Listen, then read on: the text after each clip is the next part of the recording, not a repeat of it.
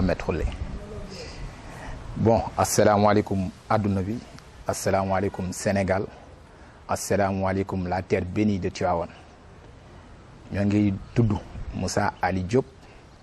nekk étudiant à l'université Cheikh Anta Diop de Dakar au département de géographie, initiateur du mouvement étudiant volontaire. Bon, nous avons ici le président de l'ADERT qui répond au nom de Mohamed Boy. On a le coordinateur de FAERT qui répond au nom de Adama Dieng. On a aussi l'initiateur du mouvement des jeunes Stop Covid-19. Merci beaucoup. Donc, Moussa Ali Diop, ñu ngi dégg ni mouvement bi mooy éveil étudiant volontaire. Donc étudiant volontaire kañ lañ ko taxawal. Donc damay kontaan di tontu sa question boobu noonu mën naa ne 100 étudiants volontaires moo ngi judd le 2 mars 2020 ci lan ci bi nga xamee ne mën naa ne ci la Sénégal njëkk a enregistré virus boobu ñu tuddee Covid-19 Olof Njaay di ko waxee mbas. ñu nekk ci dëkk boo xam ne mën naa ne la quasi-totalité de la population sont des jeunes te lii nekk combat bi nga xam ne ni jeunes yi ñoo ko yelloo.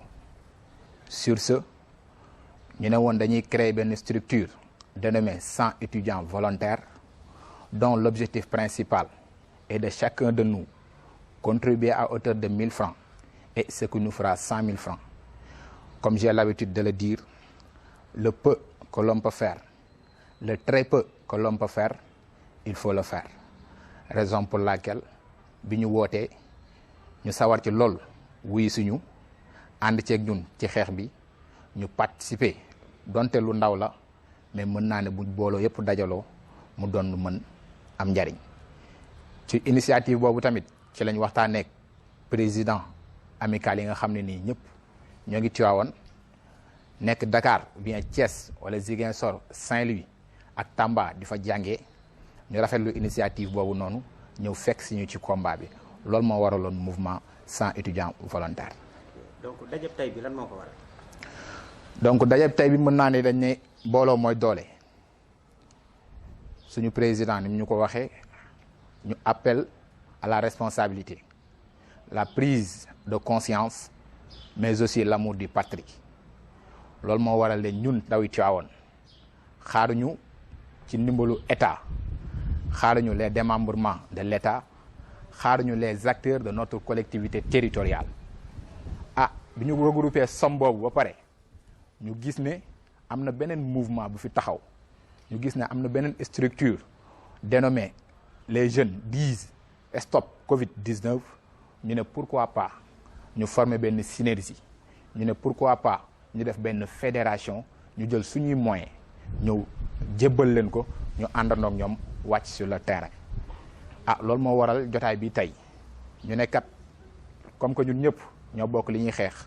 comme que ñun ñëpp ñoo bokk li ñu bëgg muy lan muy stopper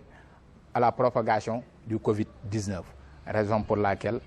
ñu boole suñu moyen ñu boole suñu doole ñëw bëgg koo jox ñi nga xam ne ni beneen structure taxaw na fi buy regrouper Tivaouane gépp buy regrouper ndaw Tivaouane yëpp ñu ànd ak ñoom xeex ci mouvement bi di xeex ci Covid-19. yéen ñëpp quoi yoo xam ne maa ngi wuyu ci turu Adama Dieng nekk étudiant en master en droit des affaires fële à l'université Cheikh Anta Diop de Dakar. donc ginnaaw bu ñu gisee ni jeunesse Tivaouane yëpp dañu organiser wu autour ci benn concept mooy maanaam la jeunesse tivaouanoise di stop au Covid-19 je pense jeunesse moom mënoo ci génne étudiant. donc ñun en tant que étudiant yi nga xamante ni Tivaouane lañ dëkk Tivaouane lañ jógee dem jàngi li ñu mënal suñu dëkk li ñu mënal suñu réew mooy lépp loo xamante ni war nañ koo mën defal dëkk bi boo ñu def ko te bañ ci xaar aussi kenn. ci kaw loolu noonu à travers FAERT mooy fédération des amicales des étudiants ressortissants de Tivaouane mooy mbootaay bi nga xam ne moo tënk amicalu étudiants Tivaouane yëpp mooy amicale bi nekk UCAD bi nekk Thiès bon ak bi ne ci université publique yëpp ñu ànd ci aussi ak collectif 100 étudiants volontaires ñun ñu dajaloo woon en tant que étudiant ressortissant de Tivaouane li nga xamante ni moom la ñu am bien que xeeb nañ ko trop mais nag dinañ ci fier parce que dinañ xam ni carrément ñun loolu lañ tollool wax pour dëkk bi aussi xam ni ëllëg ci biir ñii nii carrément yéene nañ dëkk bi mais seeni doole ñoom ñoo toll foofu que ni ëllëg ci biir lépp loo xamante ni yor nañ ko yéene nañ ko dëkk bi incha allah donc ci lañ ne nañ ñëw ànd ak aussi jeunesse tivaouanoise d'une manière générale ci xeex bi nga xamante ni ñoom ñu ngi koy nekk di xeex pour stopper propagation virus boobu noonu parce que boobu ba léegi nii alhamdulilah ñu ngi koy santee suñu borom amaguñ benn cas donc di ñaan yàlla aussi mu yam fi donc pour ànd ak ñoom ci campagne de sensibilisation boobu ak prévention boobu noonu ci lañ noonu nañ ñëw apporter leen suñu soutien financier mais aussi accompagner leen ci fépp foo xamante ni ñun war nañ fa mën a taxaw bon que mu nekk ci sensibilisation mais aussi ci prévention bi ci yëpp donc loolu moo waraloon jot. ñu ngi leen ci remercier may remercier waale de passage bon initiateur 100 étudiants volontaires mais aussi di ci remercier waale président amical yëpp parce que ku ci nekk aussi def nga ci sa participation xaaroo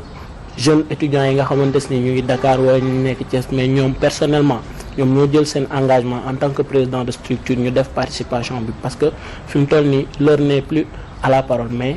l'heure est à l'acte donc ñoom loolu lañ comprendre ba dans ci délai yoo xamante ni gàtt la ñu teel a dajale li nga xamante ni loolu lañ yor ñëw jox ma ko man en tant que coordonnateur de l'affaire pour ma teg ko aussi ci loxo ñi nga xamante ni ñoom ñoo fi représenté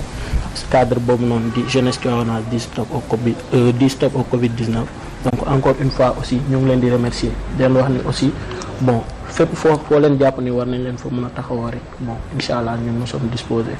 pour accompagner leen quoi encore une fois. Pas à tous et à tous ou salut à toutes et à tous.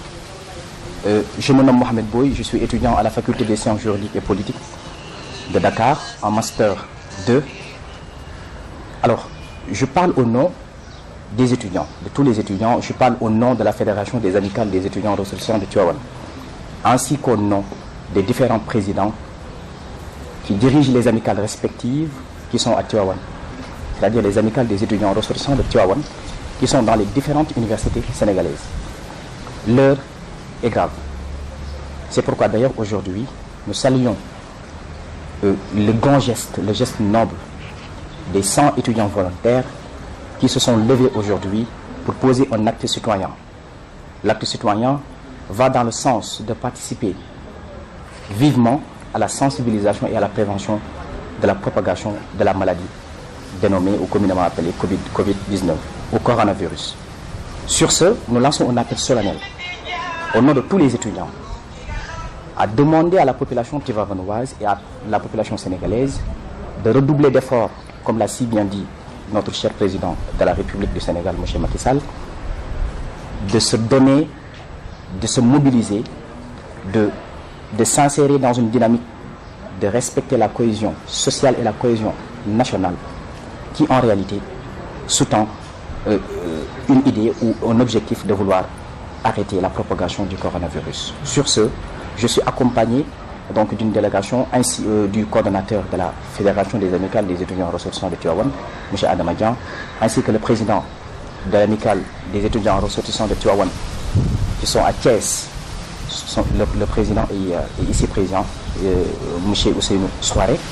ainsi que le président également des Ziguinchor, Moussa Diop, ainsi que M. Dorombaï de Saint-Louis, M. Alsan Silla de Sine Saloum, M. Atouman Diallo de Bambey. Nous remercions tous ces présidents-là qui ont donné leur somme conséquente en vue de participer à la lutte contre la propagation du coronavirus. Sur ce, nous remercions davantage la population tivaouanoise et nous leur exhortons ou nous leur demandons de bien vouloir